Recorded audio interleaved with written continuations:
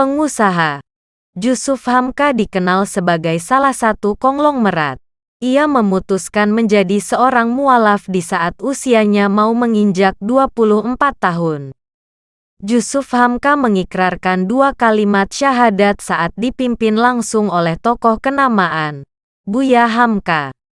Pada 1981 di Masjid Al-Azhar, Kebayoran, Jakarta Selatan. Diceritakan Jusuf Hamka kala itu sempat membaca majalah yang mengangkat kisah seorang mualaf di Masjid Al-Azhar. Setelah membaca majalah itu, Jusuf Hamka kemudian pergi ke masjid tersebut.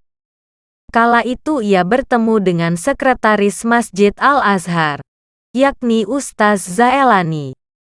Kata Jusuf Hamka, Ustaz Zaelani membawanya untuk bertemu dengan Buya Hamka. Saat bertemu dengan Buya Hamka, Jusuf Hamka sempat meminta waktu 1 hari untuk bisa mengucapkan kalimat syahadat. Namun, saat itu Buya Hamka memberikan penjelasan yang berisikan nasihat untuk tidak menunda hal tersebut. Saya bilang besok saya belajar dulu.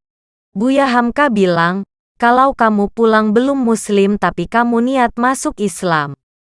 Kamu kenapa-kenapa, kecelakaan, meninggal sebagai non-muslim. Dosanya di Buya.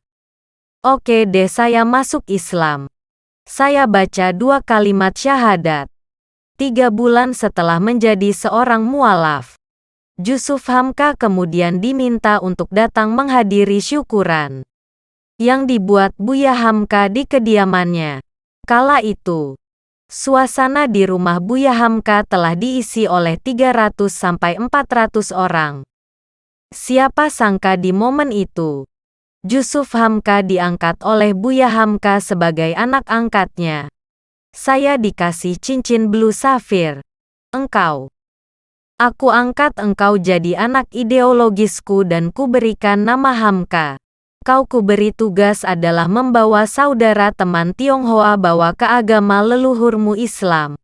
Selanjutnya kau harus harumkan nama Islam. Saya bilang, saya enggak bisa ngaji. Dia bilang, mengharumkan Islam gak harus menghafalkan ayat-ayat. Dengan caramu. Alhamdulillah. Sekarang mengharumkan nama Islam dengan membuat nasi kuning. Bikin masjid.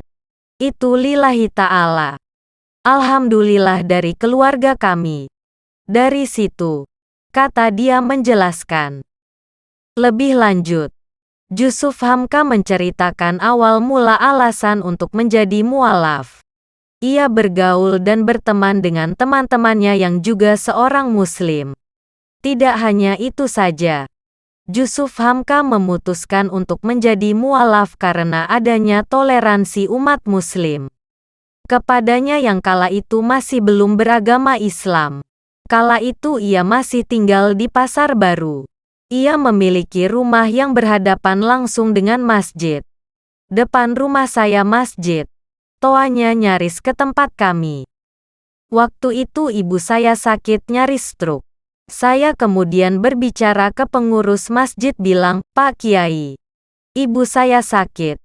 Ibu saya suka kebangun malam kalau dengar suara azan, boleh enggak bantu saya tolong deh 3 hari dikecilin volumenya sampai ibu saya sembuh. Atau nanti saya cari saudaranya. Kami pindahin. Kata dia mengingat cerita itu.